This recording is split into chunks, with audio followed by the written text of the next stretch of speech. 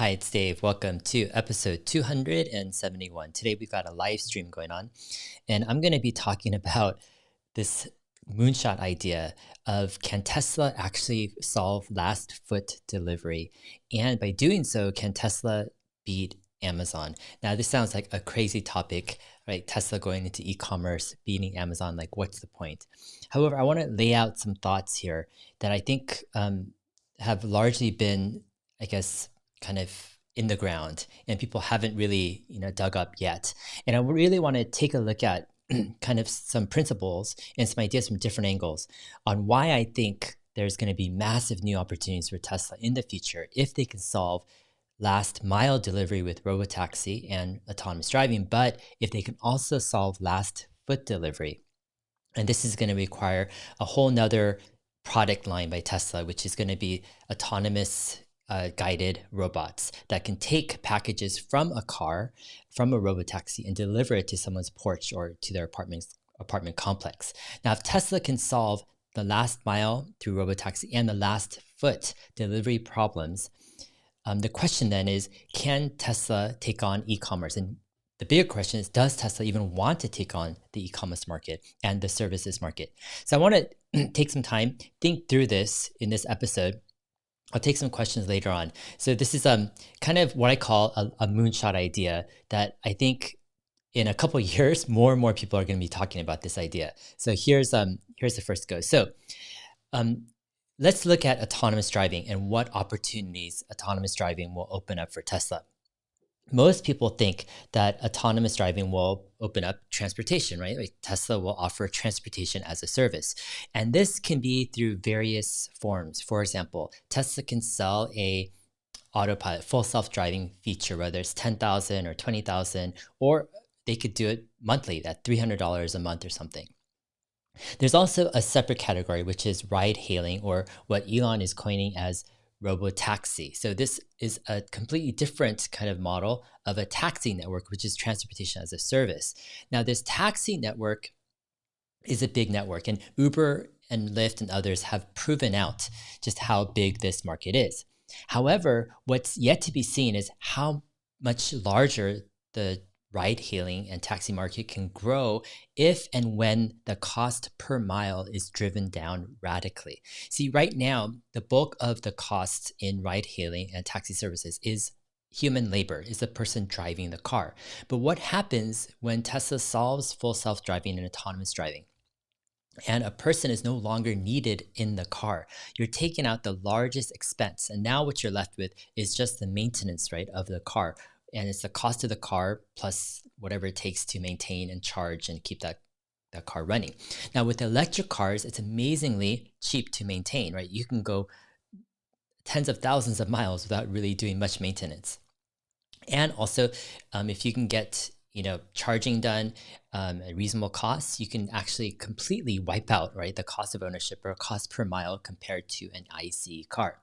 So these two factors, right, taking out the labor of human labor in driving, but also using a car that's super efficient, an electric car, but let's say that has a million-mile powertrain and million-mile batteries, right? So you can drive down the cost per mile for what might be, let's say, around $3 today to maybe even 50 cents per mile eventually. Now, what happens when you can drive down the cost, let's say 5 or 6 times cheaper than what it is today? You could possibly 10x or even 100x the market size of taxi and ride hailing. For example, let's say I'm a teenager and I'm trying to get to the mall and it's 5 miles away, but 5 miles away, let's say I take an Uber right now, it's going to cost, let's say hypothetically, $15 to go 5 miles down to the mall to meet some friends. Now, I might do that if I have like a group of my friends, right, who we don't own cars, but we're willing to pitch in, right, 3 or 4 of us and get a ride to the mall.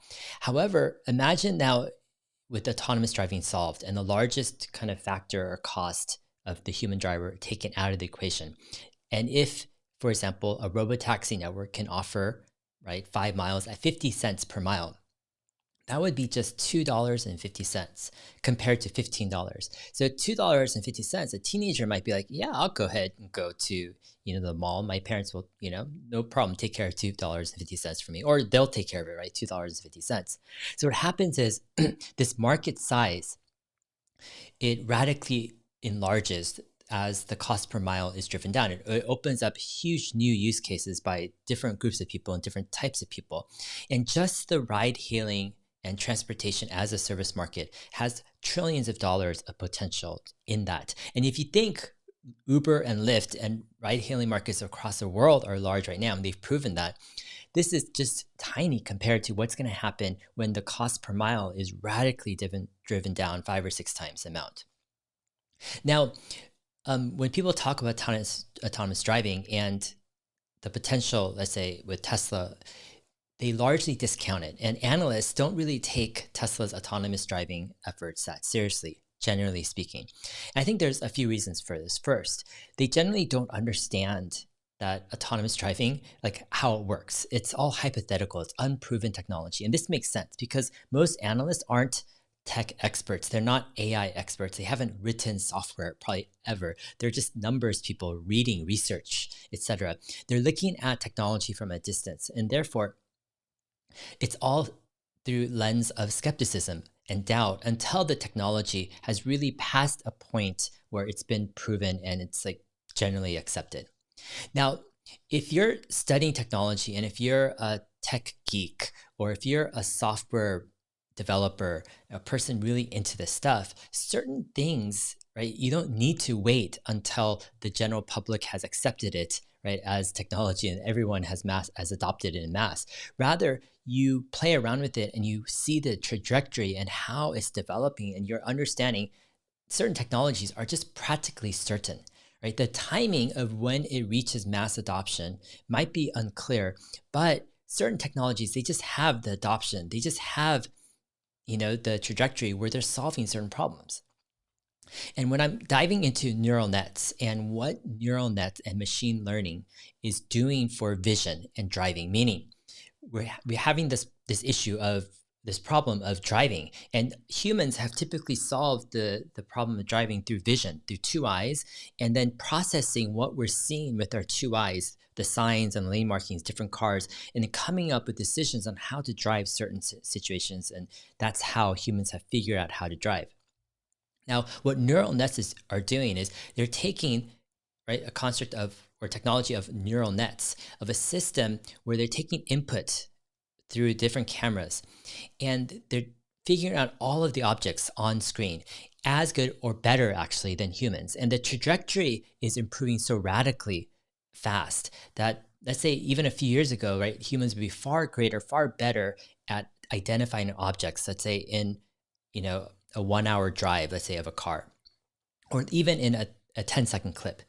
But the problem or the effectiveness of neural nets in accurately identifying objects is increasing so rapidly. And because of compute size, but also the efficiencies and the power of the neural nets and more data, what Tesla is doing with vision is just radically understated and underrated. They're getting to a point, and I believe they're right at this general kind of area where the neural nets are becoming as good as humans in terms of getting and identifying objects.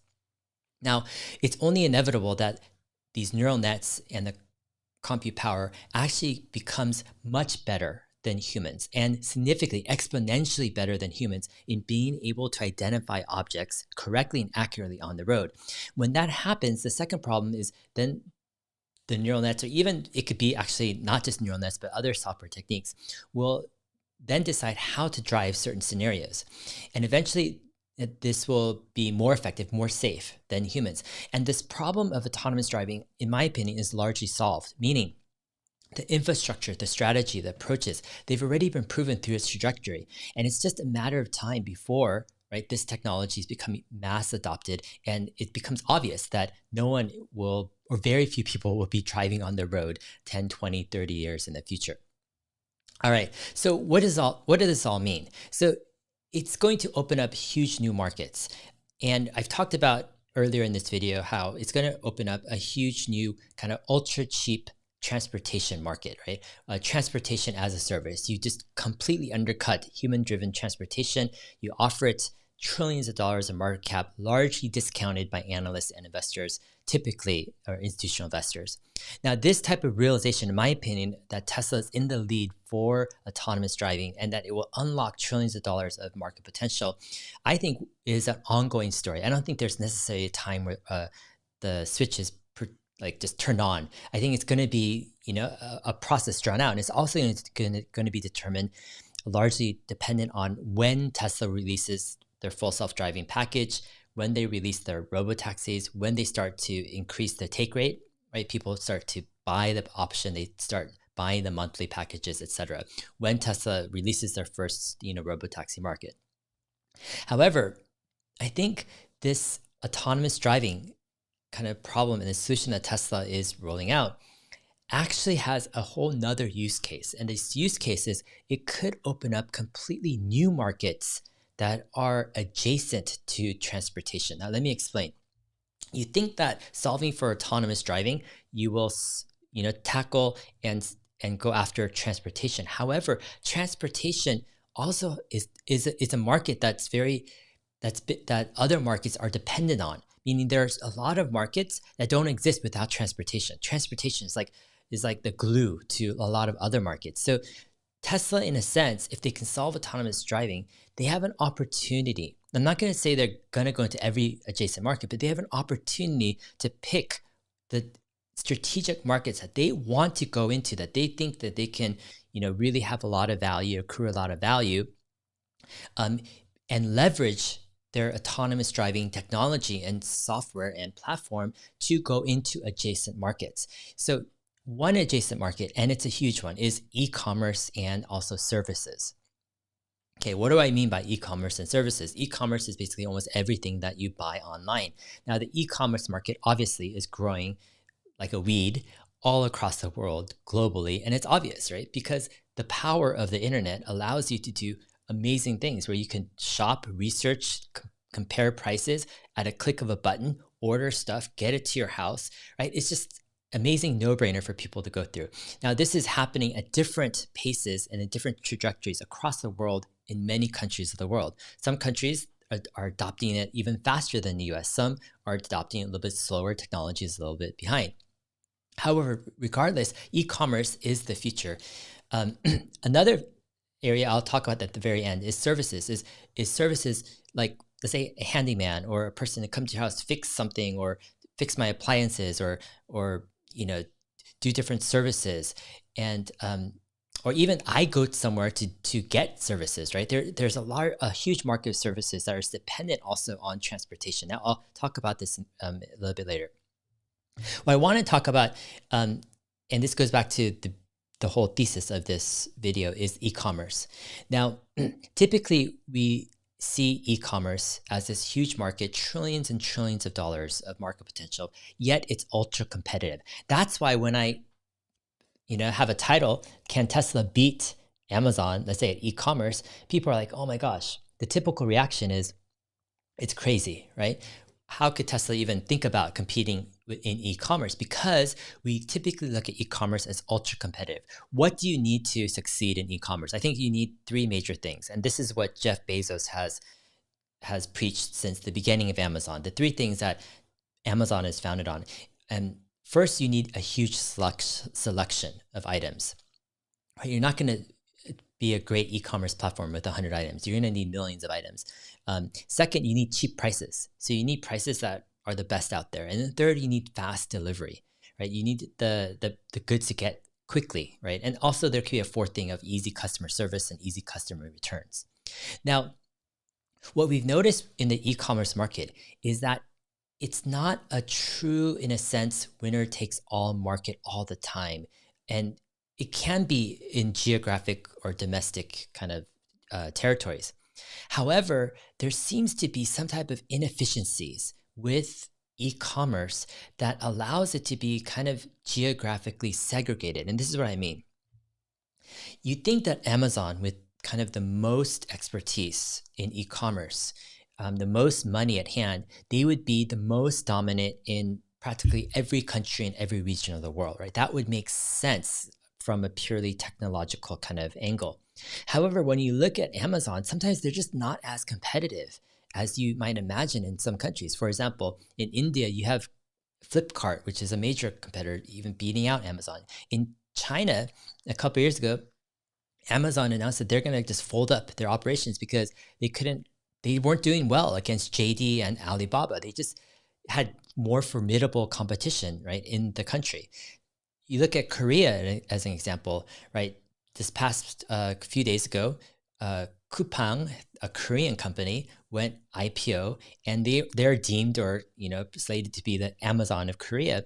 And what's going on is this company Coupang has really just taken over what Amazon could have been in Korea in a sense, and they've done a really strong effort to deliver services that Amazon is not able to do. And what's going on? Why is the e-commerce market in a way kind of distributed? Why isn't there just one player, right, taking everything? I think what's going on is you have in the e-commerce market some network effects, meaning the more people you have, the more selection you get, the more demand, you can increase your logistics, your trucking, your warehouses, and all this stuff. And you gain some network effects, which improves your ability to compete.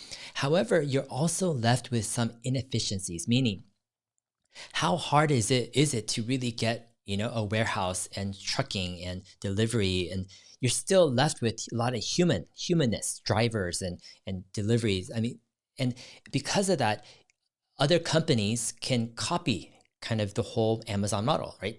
Bunch of warehouses, logistics, returns, easy returns, fast shipping, etc. And that's typically what's happened, that there hasn't been something technologically defining that's been so kind of powerful in its network effects and true kind of technology that has allowed a true breakout, I think, e-commerce winner globally to kind of have like a Google search type of market position. It kind of reminds me of the e-commerce market with, for example, Airbnb. So Airbnb, they noticed early on if they released kind of and went after a geography, let's say a city or a country, and they reached a certain size, they would get some type of network effects, let's say in a city, let's say of Madrid. And once they reach a certain percent of all vacation rentals in that city, they would have enough value that there would be a stickiness. But if they weren't able to reach that certain percent of market penetration, then they couldn't really get that stickiness, and they wouldn't have value, and there would be other competitors that would actually kind of beat them out in that market. And so what Airbnb did early on was they decided to do something called blitzkrieging. So a blitzkrieg is basically it's like a military term where you go after, you just take over one like part or section or with everything that you got, right? And so what Airbnb did was they said, okay, we're going to just go after as many cities and as many countries, focused as one at a time, and just go after them to get market dominance. And that's kind of one of the key insights of Airbnb and their founders. And it's allowed Airbnb to take over lots of markets and to be the predominant player, but it still left Airbnb with certain inefficiencies, meaning that there's something about the Airbnb model that it could be easily copied, meaning as long as another company or another force is able to reach the same amount, even higher market penetration in terms of number of listings in a city or geography, then they're able to provide, right, as good of a selection and service as Airbnb. And if a company can come up with a more efficient process with cheaper fees, right, then there can be an advantage there. It's still Airbnb has a great competitive market position, but it's far from kind of this super secure position. A couple other examples is Uber did the same thing. They kind of blitzkrieged their way into different geographies. And the result is they got first position in certain geographies, but they lost out to other geographies like China or Southeast Asia or Russia or different places to other ride-hailing networks, because it just is one of those markets where it could be easily copied. And even if you have market position, your main competitive advantage is that market position, right? That if you don't have in another country, you don't have that advantage. Another example is DoorDash. If you look at DoorDash, they've kind of risen as kind of this breakout kind of delivery company startup, went IPO about a month ago or so. But they're largely dependent on people, labor, deliverers, right, to get packages or food, right, mainly to different people. And it's expensive, and it's a very expensive hurdle to get rid of. And the model of delivery, you think that it's a hard thing to copy, but really, how hard is it really to copy a delivery model where you're relying on humans, right? If you take out that human equation and you can really solve a last mile and a last foot delivery through true technology, that's going to be much harder to copy.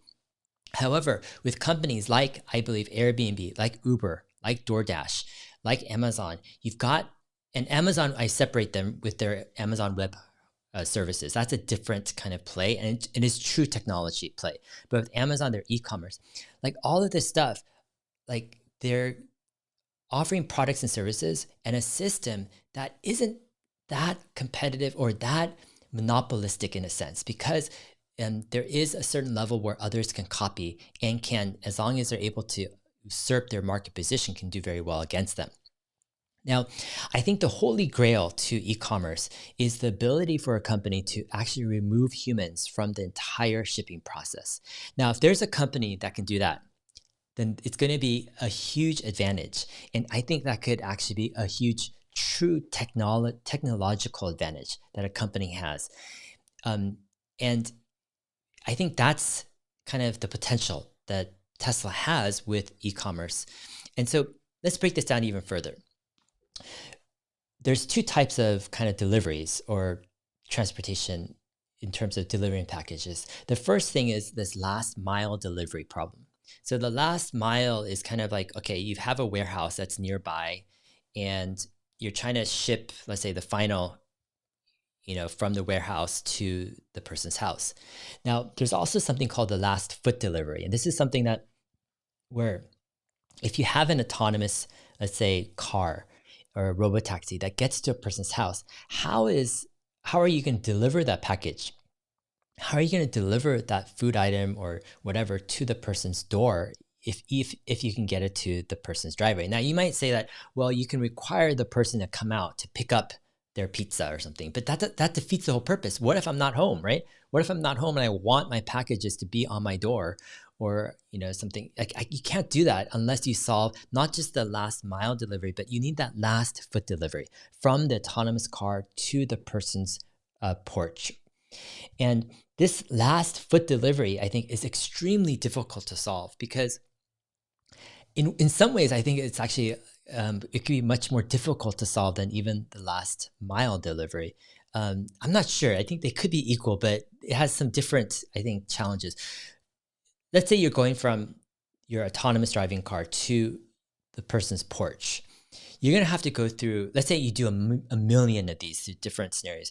Like you're dealing with so many crazy scenarios. For example, you might have a house that has some crazy steps, like super steep steps that you might have to throw the package over or something, right? Or it could be something where a person has a small gate, like a 3-foot gate, and typically the Amazon delivery driver puts the packages, on the other side of the gate. Like, can the robot do that? You might have these super steep driveways, right? That, it's easier for a human to drive or walk around. You might have to navigate through bushes or on the side of a street or avoid a dog or I don't know, do some crazy stuff. And then you have apartment complexes. A lot of the urban population, right, in cities lives in these multi-story high rises, and you're going to have to be able to go into, right, these apartment complexes, somehow get into the elevator, right, go up and deliver the packages right to the door if that's how it works in that country. And that's a lot of stuff to think about. Now, I think what you need is two things to solve last foot. First, you need a robot. You need a robot to be able to go from the car, the autonomous driving car, right, who stops at the driveway at the side of the street. You need a robot to somehow detach from the car. The robot needs to be agile enough, needs to be able to move as much like a human in order to navigate the same things that a human navigates, whether it's through stairs or up driveways, etc., around bushes. And they need to be able to do it in a super safe way. Further, the robot needs to be able to carry packages. Now, some of these packages are quite large, right? I mean, you might get an Amazon package that's just like 10 feet tall, and just I don't know, it's a huge package, or it could weigh a lot. So these robots need a lot of flexibility. And in addition to this, probably the harder part is actually the software, the ability to actually navigate extremely difficult situations. Is basically autopilot or full self-driving for physical terrain, right? And that's the vision system. That's the neural nets, the AI system that Tesla would need to develop in order to solve for last foot delivery. So why is this important? Why am I bringing this up? Why do I even entertain this possibility? So I want to show you this one clip. So Coupang, it's a Korean company. They went IPO last week on the New York Stock Exchange. Now this company is interesting because they are on a tear. They're just dominating and growing so fast in the South Korean e-commerce market. And I was actually, I'll play this.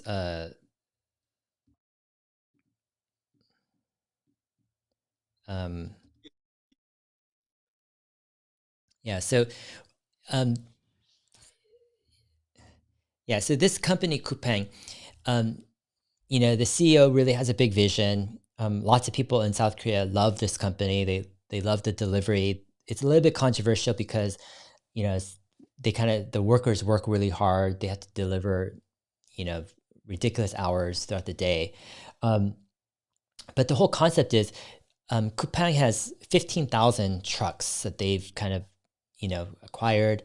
And they have warehouses across the country. They've kind of done this end-to-end kind of integration model where you order from the site, Coupang will take care of everything, the delivery, to your doorstep. But in some ways, it could even be better than an Amazon experience in the US, because with Coupang, you can order something by midnight and then you get it the next day by 7 a.m. So it's almost like better than same day delivery in a sense. You just get it right before you wake up. You have everything that you ordered the night before. And the Coupang CEO noted that the South Korean market is so huge, and it's South Korea is obviously not the largest country, but e-commerce is booming so much in so many countries. But just even in South Korea, he noted that Coupang, that South Korea has a $530 billion e-commerce market, and that as a company, he could just focus just on Korea for quite a while before they need to expand to other countries. Now, the problem with Coupang, in my opinion, is they're largely dependent on labor to reduce their costs. Meaning, fine, if there is no such thing as autonomous driving, and if there is no such thing as autonomous robots that can solve for last foot delivery, then a company like Amazon, like Coupang, like Alibaba, etc., we're delivering goods and services, JD in China, etc., Flipkart in India. All these companies sound great because there is where's the competition, right? They have the biggest markets, the biggest warehouses, the biggest selection, the best prices, etc. And therefore, these companies look like great companies. However, once you add this equation where, autonomous driving is getting solved, it's just inevitable. It's inevitable. It's just a question of the timing. Autonomous robots, right? Walking terrain, delivering packages, it's going to get solved. It's just a matter of timing. Then now these companies become more of a question mark. How are they going to navigate the autonomous driving and the autonomous robot network or markets? How are they going to solve for last mile and last foot delivery when they're so dependent on labor, right? Think about DoorDash. They're so dependent on labor. And DoorDash is one of these companies that has been successful because they've somehow optimized, right, how to manage human delivery drivers. But what if that whole thing goes away and you can deliver everything to the person's porch via autonomous driving car and robots? What happens is the entire business model changes. And this is extremely crazy to think about because in some ways, what's more important or what's more difficult to solve? Is it easier to set up a warehouse infrastructure, tens of thousands of trucks and delivery drivers, a return system, e-commerce platform, sellers on your platform, letting people know all this stuff, the whole shaboom of an e-commerce business?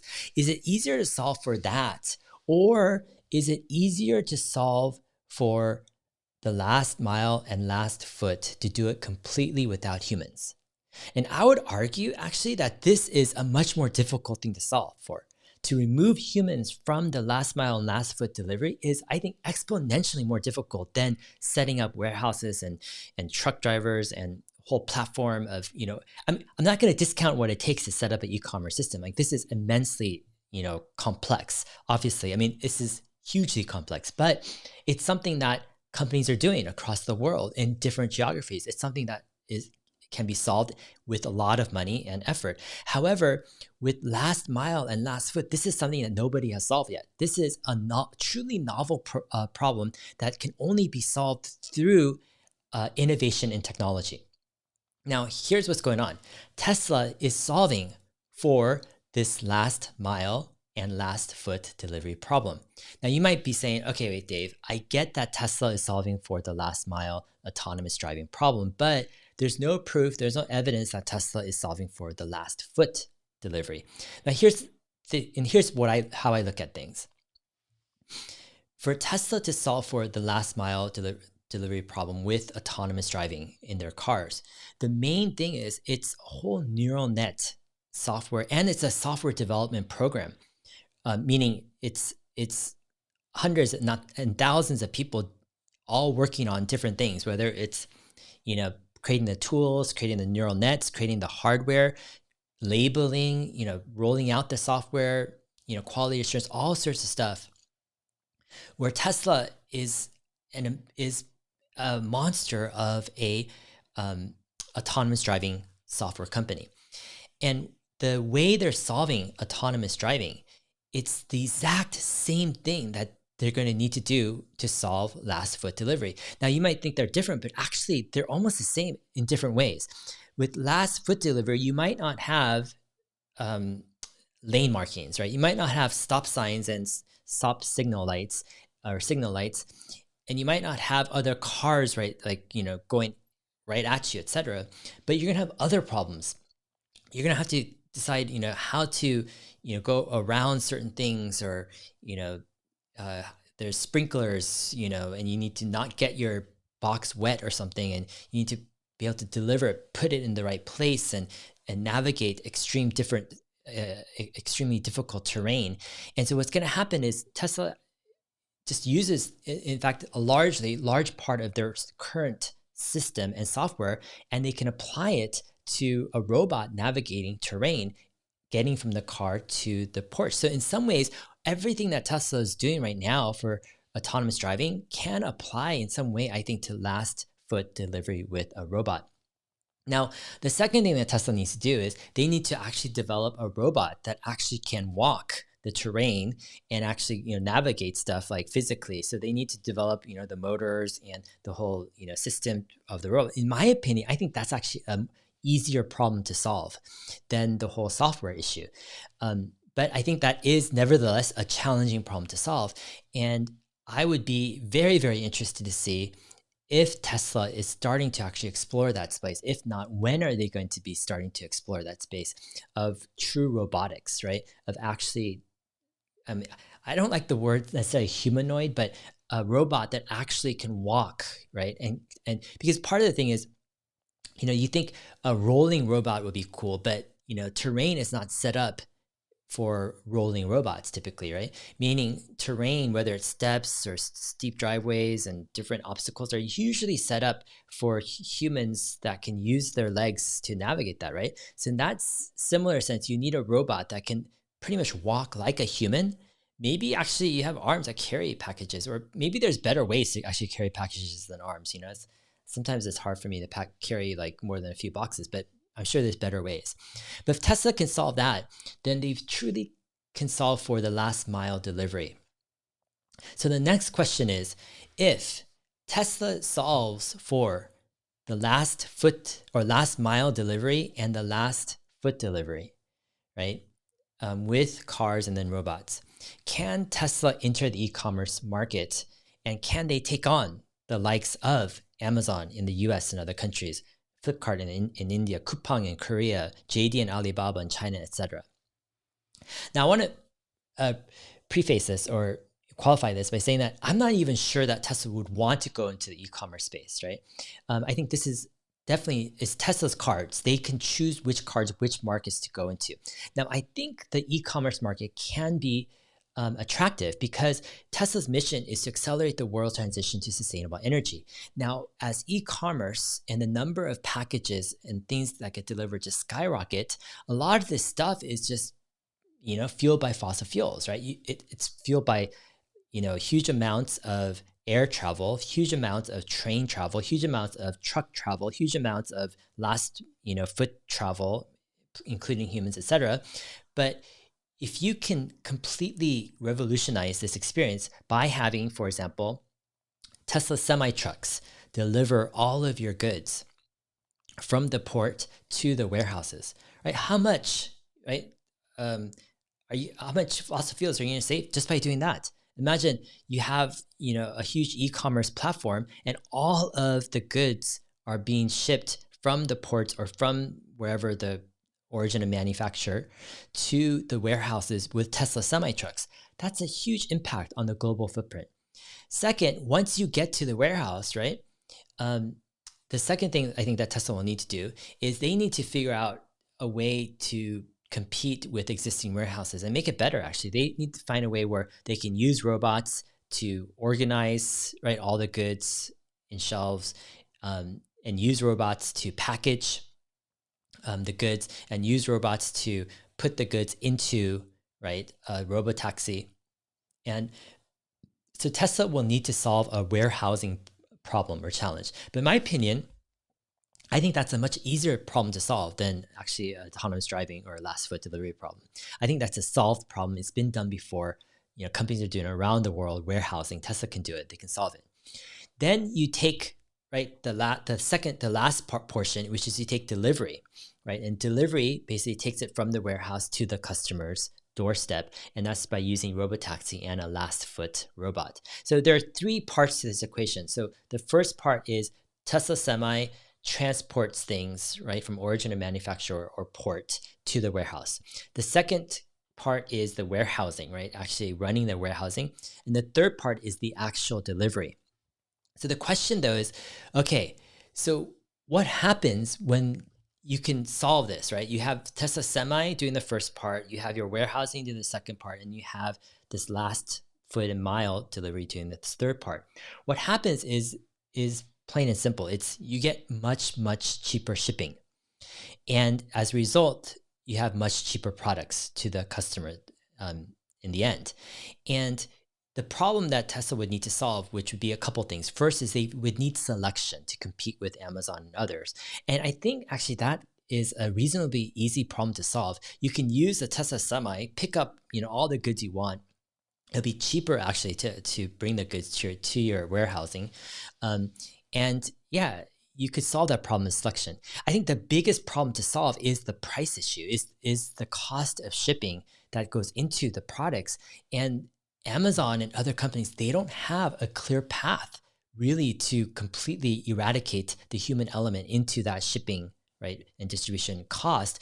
Therefore, they're at a fundamental disadvantage when you compare it to companies like Tesla, who's on trajectory to solving autonomous driving and last foot delivery problems. Now, what else could Tesla do? I think they could start with big metro areas. So you have big warehouses, start with the West Coast, do SoCal, NorCal, Northwest, even maybe Canada up there. And you start with warehouses and you have, Tesla Semi deliver to those warehouses. Then you have your robotaxis and last foot delivery robots deliver to the houses. You take over that West Coast and you start moving to Central and East Coast eventually. Yeah, I think it's doable. It's not a overly, I think, ambitious issue to have. Now, some might ask, oh, why don't you just do drones, right? Let's say, we all hear Amazon has worked on drones, etc. I think drones is fine. I think, it's a technology that I think can be worked on at the same time as, let's say, a last foot robot or delivery robot. I think drones, though, in my opinion, here's a couple of thoughts. First off, Tesla can use the same autonomous driving kind of vision software for drones. Okay, that's the biggest problem with drones is you need to be able to navigate safely. And so everything that Tesla's doing with autonomous driving in cars applies to robots for the last foot, but also drones if they can solve a last foot or last mile delivery problem. So in that sense, it's not a disadvantage, right? Drones. The second thing is just more of a practical thing. Is a drone going to really take my 10-foot long, 30-pound package, right, from the warehouse to my house? Like, it might be a while for that to happen. Drones might take a small package, and maybe it might be more efficient for a drone to take a tiny package and deliver it to my house, fine, or my dinner, etc. So there could be use cases. I just think that when you have a robot that could be attached to the robotaxi, and maybe you have multiple robots. Let's say you have a robotaxi and you have like 4 robots that are attached to the back, kind of tow hitch or somewhere in the back, and that they could be deployed at will, and they're able to pick up whatever is inside the robotaxi. And robotaxi, when I say robotaxi, I'm not talking about a car per se. This is probably a Sprinter van type of electric van that Tesla has, right? And so it has all the packages and is able to give the package to the drone, to the robot, and etc. So, yeah. So when I look at all this stuff, I think in some ways, this poses a few interesting questions. First off, is what happens, if Tesla really sees this opportunity and says, hey, we're going to go for it. We're going to go for last foot delivery as well, not just robotaxis, and transportation as a service, but we're going to go into what could potentially unlock e-commerce, right? And a whole new opportunity. And if Tesla can solve that last foot delivery, they can roll out an e-commerce platform, which could be huge. And I think another question is, what happens to Amazon? What happens to Shopify? What happens to all these other players in other countries? And I think a large part of it depends on how fast they can innovate toward autonomous delivery, including last mile and last foot. Meaning, if you're super slow and you're just like discounting the whole thing that Tesla is doing, like, yeah, I'd be worried, about your company, because Tesla is going to be undercutting, right, all of your costs of your products by a significant amount. And people are going to go to where is cheapest, right, and where is fastest delivery. Who can beat the cost and the shipping speed of a Tesla e-commerce platform that barely has humans involved with it, that can deliver autonomous driving semi-trucks from the port to the warehouse, robots are organizing stuff, and getting it from the autonomous driving, robo van, right, to your house with the autonomous navigating, robot for your porch. Who in their right mind is going to be able to even compete with the price of products on that type of platform? You just can't. You're taking it down to really like first principle. Maybe the company of the future is the company who actually, 3D prints the products, right, in their warehouse, I guess, or something. Or maybe we don't even need these e-commerce platforms and use a 3D print stuff at home, but that's still probably, quite a whiles away. So anyways, yeah, I think this is another issue or question is, if Tesla sees this opportunity, what should Tesla do right now? I think the first thing is, just Tesla needs to do what they're doing right now. They need to solve for autonomous driving. That is the key. The second thing is, if as they start to see the light at the end of the tunnel for solving for autonomous driving, then I think they need to start putting in a lot of resources and people into solving for that last foot delivery. So to have a dual, a prong approach where you're solving for the software, right, the visual navigation software, plus you're solving for the actual robots, so the physical hardware. And then I think a third part is actually, I think maybe Tesla does need to set up some type of infrastructure of e-commerce. And I think it's wise to probably start really slow, or maybe just postpone it too, because, for example, if you don't have the fast and cheap shipping and products, you have no chance against the big players. So Tesla really needs to leverage that, removal of the human kind of labor cost in that whole e-commerce experience in order to provide a compelling product. But once Tesla has these three things, right, they have the software, the AI, full self-navigating robot software. They have the actual robot, and they actually have, an e-commerce platform.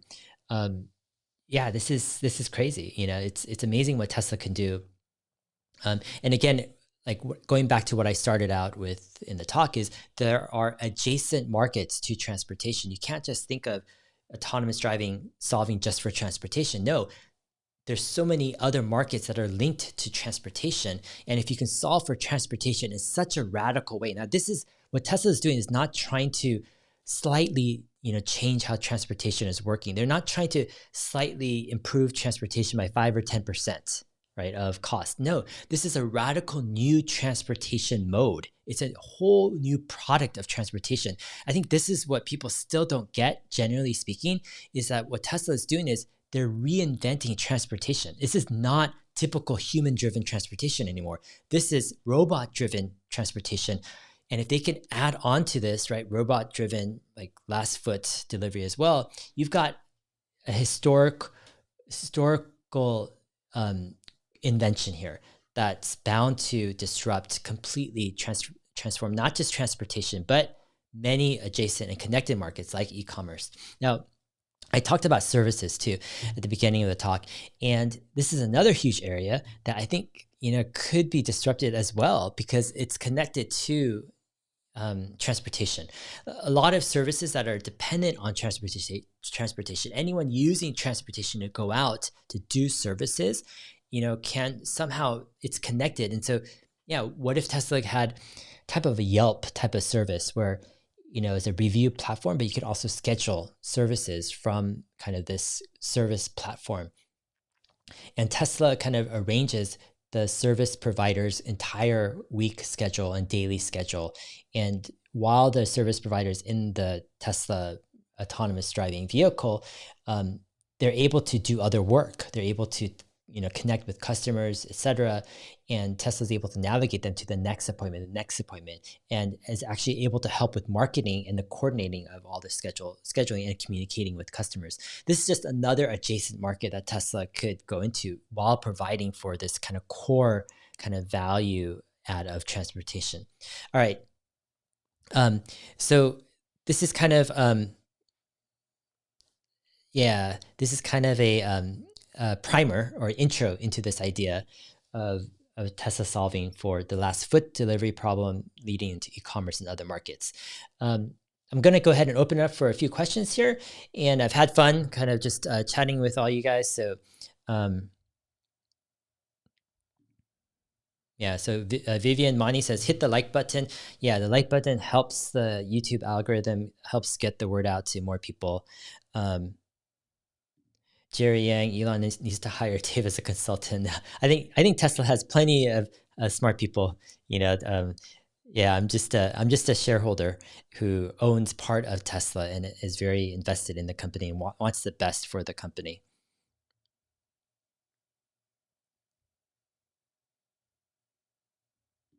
Yeah, Nick Rose says last foot won't need solving for lots of people in this new environment. I agree that is valuable technology, but I work from home now. I can run out to Tesla and grab my package when it arrives. Yeah, I agree that there's going to be a group of people that can go out, but how many times, think about it, you have Amazon packages that arrive. Like, do you want to go out every time a package arrives? You have to, what if you're on a call or something, right? Like, no, you want that, just left on your porch if possible. There's going to be some people maybe who think like you, Nick. I think there's a group of people, but I think majority of people want just the packages, in front of their door. And yeah, it's going to be, I think, key to do this. All right. GFH says, why would they do that? That's not part of their mission. Yeah, I said this in the video. What is Tesla's mission is to accelerate the world transition to sustainable energy. How much energy is being used? How much fossil fuels is being used to transport stuff in semi trucks from ports in the US, other countries and other places to warehouses, right? Just think about that. Think about all the trucks on the road, right? That's part of Tesla's mission. And think of all of the UPS trucks and FedEx trucks and all of these trucks delivering packages all day, right? On the road, etc. That's part of Tesla's mission. Look at all these planes delivering stuff, trains delivering stuff. Like the whole transportation system is burning fossil fuels like crazy. You think Tesla can solve sustainable energy by just selling cars? No, they need to do more than that. And they know they need to do more than that. That's what the whole Tesla Semi is starting. That's what it's about. But if you can do the whole end-to-end thing where you're combining everything, like getting the products to the warehouses and the warehouses to the people, etc., you're going to do a huge push forward in terms of moving the world to sustainable energy. This is a direct, I think, thing of what Tesla's mission is all about, and that's why one of the reasons why I think that, this idea could possibly have legs. Ferdinand Thomas says package delivery will need to go multi-mode: air drones, package, car delivery with light, medium, jumper robots, heavy vehicle robot for 50 to 150 pounds, large transports acting as a large movable carrier, drones. Yeah, no, I agree. Like I had a 600-pound package. It was a gym, fitness kind of gym, a pulley gym that was delivered to my house last week. 600 pounds. Like think about it. Like these two guys, I don't even know how they carried it, but they carried it like into my house. No drone or robot is going to do that in the near future, right? So you're going to have these cases, but the question is, can these cases be more of a kind of special use case, meaning large delivery packages all kind of move toward kind of more special case and more robots delivering general packages. And I would say like 95% of packages are not huge packages, right? It probably can be delivered with a robot.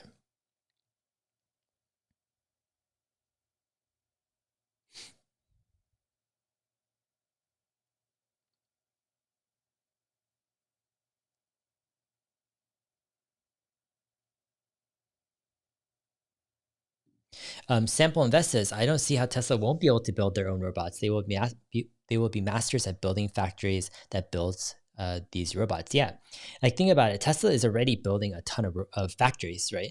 Like they're able to whip out a factory like within a year, but these are much more complex factories than like just packages, right? These are factories to make cars and batteries. Like this is intensely crazy stuff.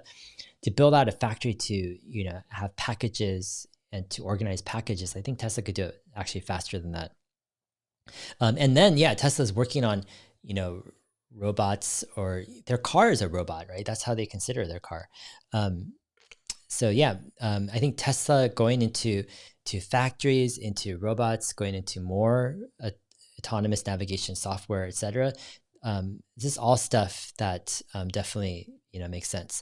Kentaro Yamada says, could Tesla be buying Boston Dynamics? Yeah, I mean, Elon liked one of the tweets from Boston Dynamics. They're a company based in Boston making robots. They got some viral videos going out. I think Hyundai owns that company. Yeah, in my opinion, I think that stuff is more easily solved than the software issue, in my opinion.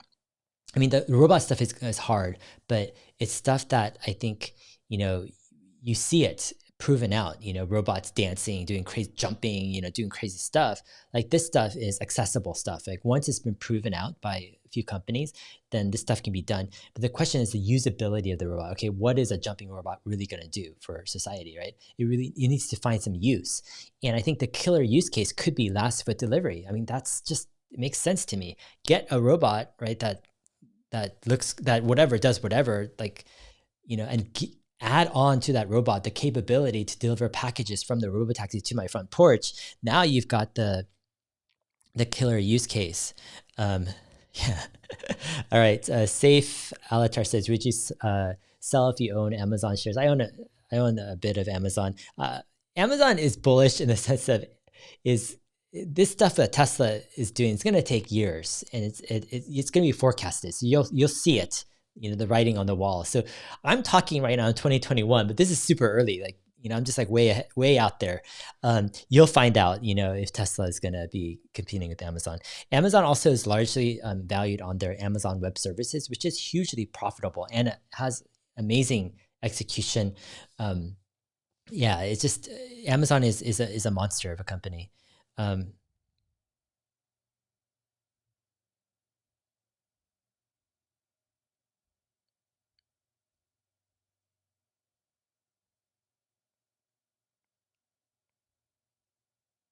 All right, Ryan Maurer says, isn't Amazon working aggressively on this?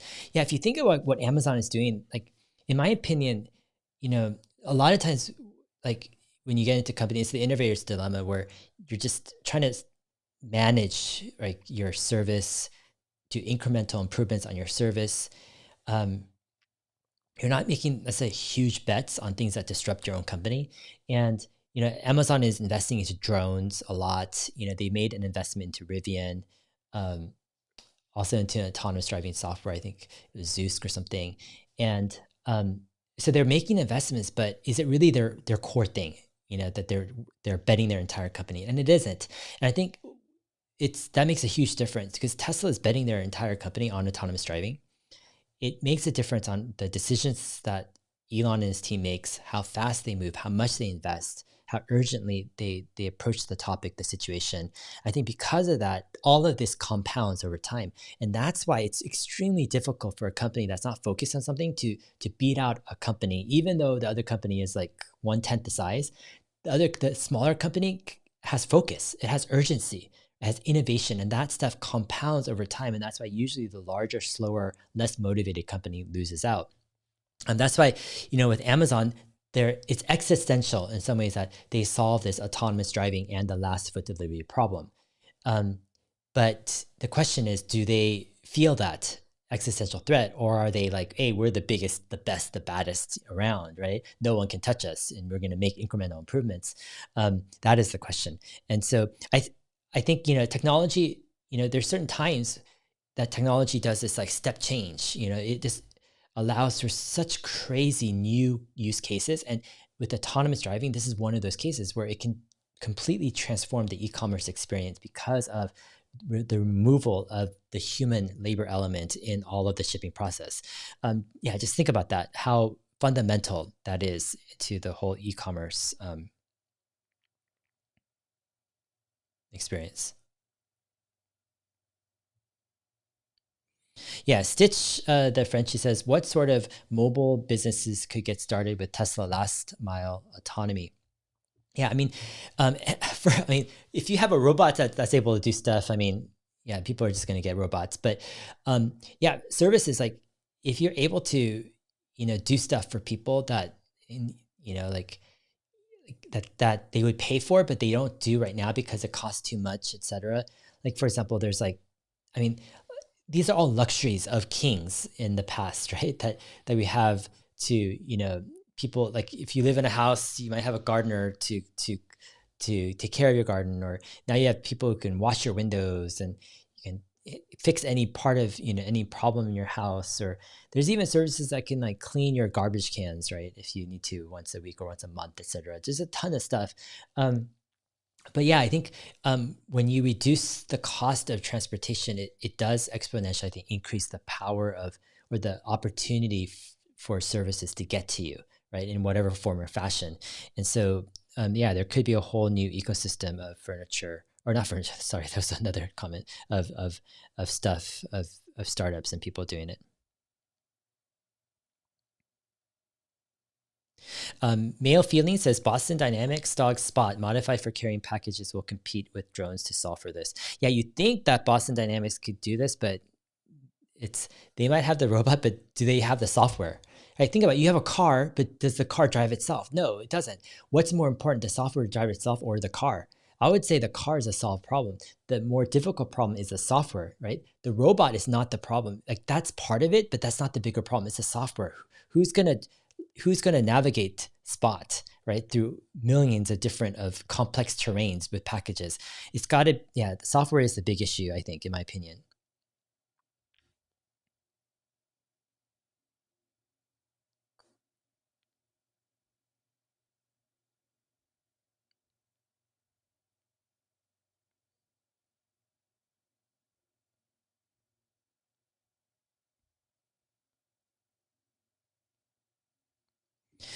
Joey's Cleaning Lady says, I think Tesla is better off providing access to the neural net and letting others figure out the delivery solutions. They can then take what works and develop their own e-commerce platform. This is different approaches. I'm not saying 100% that Tesla should go into e-commerce or they need to go into e-commerce or et cetera. I think what I'm saying here is it's Tesla's card to choose, meaning they're able to go into different markets and huge markets that if they feel like it will move their needle toward their mission, right? They can choose mega trillion-dollar markets to go into, adjacent markets to transportation. That's what autonomous driving opens up once the problem is solved. Now, can Tesla, license their full self-driving software, etc.? So other people, other OEMs, other robot makers, etc., can try to do this. UPS can, navigate their own trucks, and a robot company can come alongside and do last foot delivery with Tesla's neural nets, etc. I think that's possible, but the reality is that would be extremely slow. The pace of innovation would be so slow because you're dealing with so many segmented players. It would be so much faster if just Tesla just said, hey, boom, we're going to do last foot delivery. We're going to, monetize it, make it a sustainable business, and is for the purpose of moving the needle with our mission, right? Think about how much Tesla could do if they revolutionize the entire product delivery system that we got in our world, which is intensely energy and fossil fuel consuming. Trent Orndorff says, how much do you think full autonomy can impact Tesla market cap? Yeah, there are different ways to go about this, right? You have the whole transportation market, but then you have this whole idea right now that I'm sharing is adjacent markets that Tesla can go into. And most analysts and people aren't going to give even $1 for these adjacent markets, right? Because they're like, it's speculative. Even autonomous driving is speculative. It's not speculative. Most analysts don't even think autonomous driving is going to come in this decade. So for them to say, hey, Tesla's going to now take on an adjacent market doesn't even make sense. Like, they're not even going to fathom this. This will be ridiculous.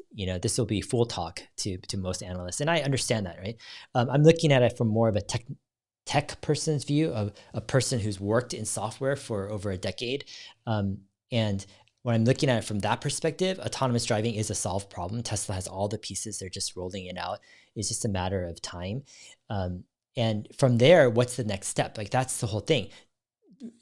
When you're solving for such a revolutionary core product technology, it rarely stops at just that, And I think the limit of Tesla's potential really is, their ambition, how much they want to expand. And a large part of that also will be if Elon can stay as CEO, or a person like Elon who has that ambition combined with execution.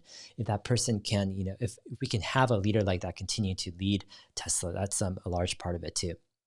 But yeah, some of this stuff is mind-boggling to think about, of what the core autonomous driving software, the problems it can solve, and the new markets that it can open up.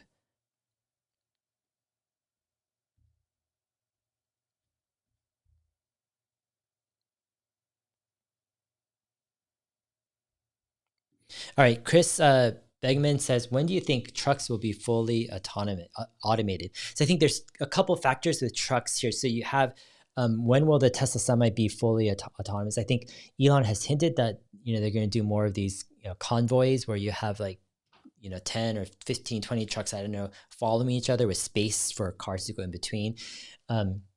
So obviously Tesla has a plan where they have an intermediate step, then they have the final step. So I think, just today, Tesla released, or yesterday, Tesla released a video of the Tesla Semi going around the track. I think they're testing new semi vehicles. They have kind of, their release candidate probably are almost here. They're ready to start rolling out the Semi. And so autonomous driving, I think, is probably, a good 3 to 5 years out, maybe, with trucks, to the point where it's going to be so good you might not even need a driver. I think for the next 1 to 3 years, you're going to need a driver in the first convoy, at least. That's leading the convoy, right? That's the whole point of the convoy. But gradually it'll go humanless. But the other question is, can the unloading or the loading be autonomous? That's like another huge question. Some of this stuff is actually so bullish to me for Tesla, because, for example, like loading and unloading of stuff, like, sure, you could do large parts of it, with robots, but a lot of this stuff requires an immense amount of software problem solving and machine learning, neural nets, etc.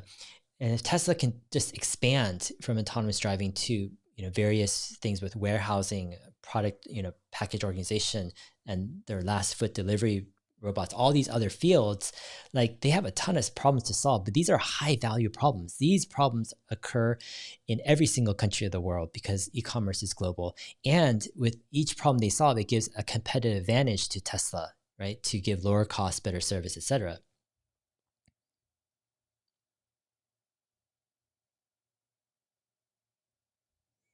All right. The Plucker says, a question: how will this autonomous world change affect jobs replaced by robots? Do you think people will easily find other work? Yeah, I mean, this is going to be a big transition. I think it's mixed. I'm not a completely rose-colored, tech optimist, 100% like through and through. I've got this other side where I see the realities where tech and innovation can displace and disrupt jobs, and ultimately even if you argue the case where the bigger economy grows, new jobs are formed over time, there still is, a time, whether it's short or very long, where there is pain. Jobs are displaced. People need to find work. There is a growing just, you know, um, dissatisfaction and discontent with stagnating wages. And I think a large part of that is technology is really taking, the easy jobs, or I would say easy jobs, but a lot of jobs that people thought were going to be here for decades and decades, right? These aren't here. A lot of it is actually going overseas too, into cheaper places. And so you have combined forces of, tech innovation, disruption with globalization, global economy, et cetera, putting pressure on certain types of jobs that's causing societal pressure and is causing a rift in society, is causing, I mean, it's a large reason, I believe, for different populist movements around the world. This is not by chance, and it's not something that to be discounted, in my opinion. I think it's a huge societal issue, and it's something that, yeah, people need to be talking about, working to. And most of all, I think we need competent leaders to be able to come up with creative solutions. I think that I really do believe the solutions are there. It just takes a competence of leadership to really push through, not stuff that everyone so-called, it gives them political clout or bureaucrats agree on. No, it needs to be stuff that makes practical sense, that is actually pushing, the economy forward, people's jobs, opening up opportunities for people. Peter Duncan says the beef between Elon and Bezos makes more sense now, right? Elon is his biggest threat. Yeah, I mean, I mean, Amazon or Bezos stepped down from Amazon, recently, so he's probably not as involved, even though he still has a lot of Amazon um, stock. But yeah, I mean, yeah, Bezos and Musk, Elon, they're competing on lots of different fronts, especially with space.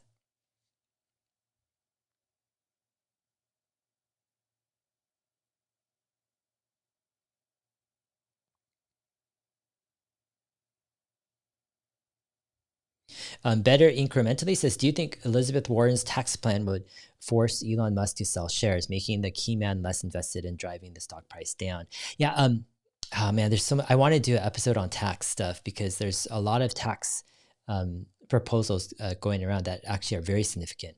Elizabeth Warren's tax plan, assuming the wealth tax plan, yeah, it would force Elon Musk to sell quite a bit of his shares. I actually did an episode last year on this, how many shares actually Bernie Sanders' wealth tax plan would have, and similar to Elizabeth Warren's tax plan, would the impact it would have on Elon, how many shares that he would have to sell. But this is, yeah, wealth tax, in my opinion, drives out founders, makes whatever country less appealing for founders, because the large part of it is it's a compounding tax. It's like, it's not a tax on sale, it's not a one-time tax. It's a compounding continuous tax over time. I think if it's minuscule, if it's like, point something percent possible, it won't have that big of an impact. But the larger you go up, you go to 2 or 3% per year, even 4%, like some people are talking about. I mean, man, this will devastate, or this will radically decrease the holdings of a lot of people over time, very, very fast. I think people misunderstand this, or they underestimate how fast compounding can work against you with certain taxes like this.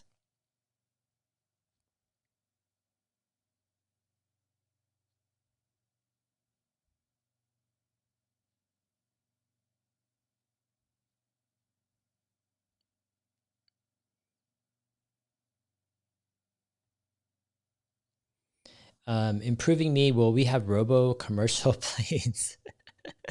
Yeah, I mean, that's, I think, very far off. I mean, I think it's in Tesla's mission to solve for, an electric, and Elon has mentioned this, an electric vertical takeoff and landing jet. The thing is, yeah, I don't think these jets use as much, fuel or fossil fuels as, for example, all of the semi trucks, delivering packages and all this stuff from ports to warehouses to different places. So a Tesla will be proactive, and they will prioritize, getting the most bang for their buck in the right type of investments they make. Right, it needs to be a place where it moves a needle to sustainable energy in a significant way, but also has, a business model that makes sense for Tesla as well. So it's a combination of those. Gary Itano says packages can be made with standard handles based on size, weight ranges, so that their delivery vehicles can have appropriately sized robots for the road to door part. Yeah, so that's another interesting thing. You could create some type of special boxes or special things, for the robots to handle. Another idea is, what Coupang is doing in South Korea is they're starting to get rid of boxes altogether, because they have delivery people deliver stuff just to your door, and they're able to, when you make a return, you just stick the item outside your door, because they're coming by every day to your apartment complex. So you don't even need a box, right? They're trying to get rid of all the boxes. But so yeah, that's another thing. Like maybe for a lot of items, you don't need a box, and maybe there's a different system at hand.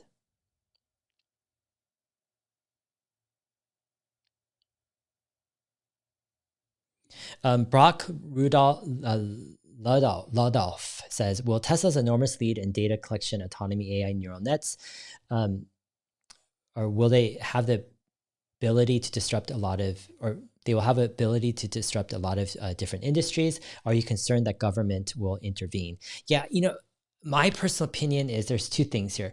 So there is this idea of government will intervene no matter what, if the company grows too big, just in terms of market cap or influence. And I think there is some legitimacy to that, but I don't think it's as a credible argument as a second argument, which is governments will come into large companies, big companies that have anti-competitive practices, right?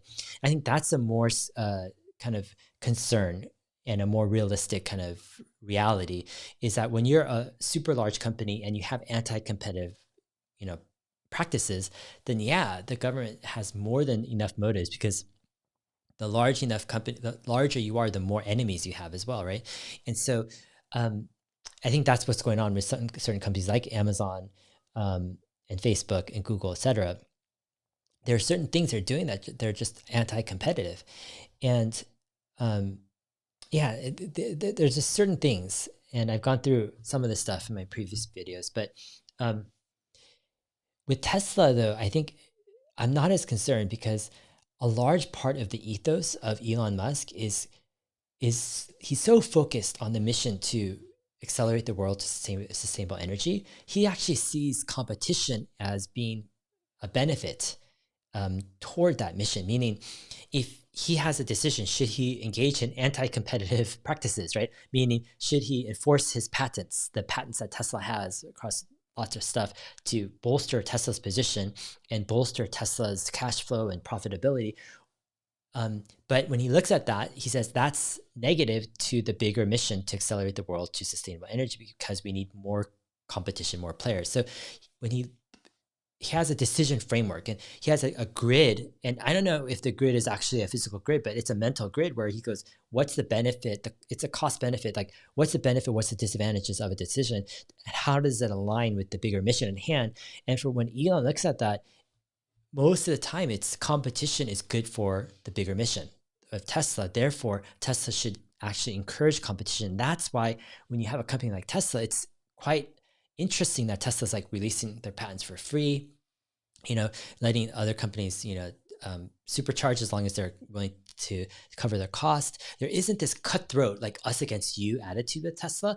And a large part of that is just this clear thinking, first principle thinking of how does this affect the bigger mission. And in that sense, I think this is actually helping Tesla in the longer run to protect them against government intervention, because the like a lot of this anti-competitive behaviors that big companies, do, it starts off, it's very subtle. It's just like, oh, we've got to tackle this market, get this market at all costs. And it's just these little values, and you hire certain people into your company that are super hyper competitive at all costs. And they start to infiltrate the organization, and you start to have a culture of the end justifies the means. We are going to compete no matter what and win this market. And this anti-competitive nature or values paradigm in a company starts to seep in, and it's hard to change. And the government starts to pick up clear examples of this anti-competitive behavior. It becomes a case against that company. In Tesla's case, though, they're seeding the opposite. They're seeding, like pro-competitive behavior, right? They're seeding like giving away stuff, and they're seeding attracting people who want to further the mission of accelerating the world to sustainable energy, not people who just want to compete at all costs and just kill all competitors. So I think in that sense, I'm actually more bullish on Tesla's ability to avoid that type of government kind of clamp down on other companies that large companies have faced.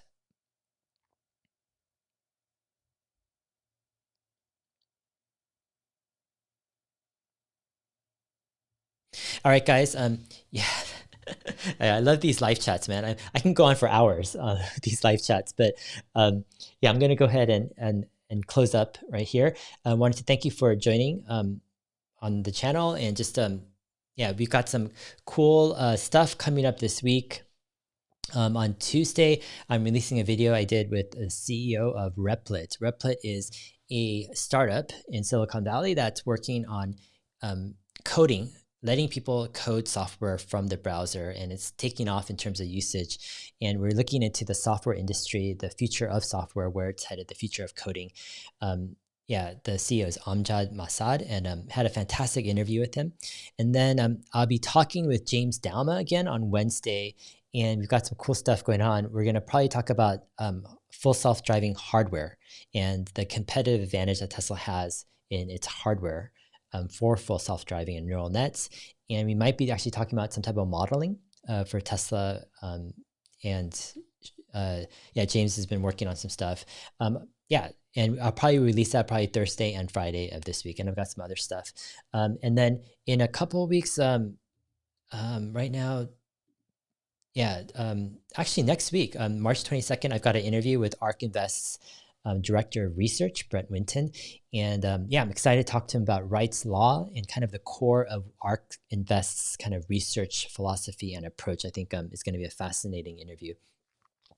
I've also asked viewers and subscribers out on Twitter, what type of people, what names or people would you like me to interview in coming interviews? And I'm actively searching and trying to find clear thinkers, executors, doers who are shaping the world, who have out-of-the-box ideas, who are really pushing the envelope on things, whether it's with investing or with business or even other areas of life. If you have any suggestions, go ahead, make a comment here on YouTube, but also you can DM me or actually post something on Twitter. And my Twitter is HeyDave7. And yeah, that's how you can do it. So anyways, have a great day. If you haven't subscribed, you can subscribe to this YouTube channel, and we'll see you guys in coming videos. All right, have a great day. We'll see you. Bye.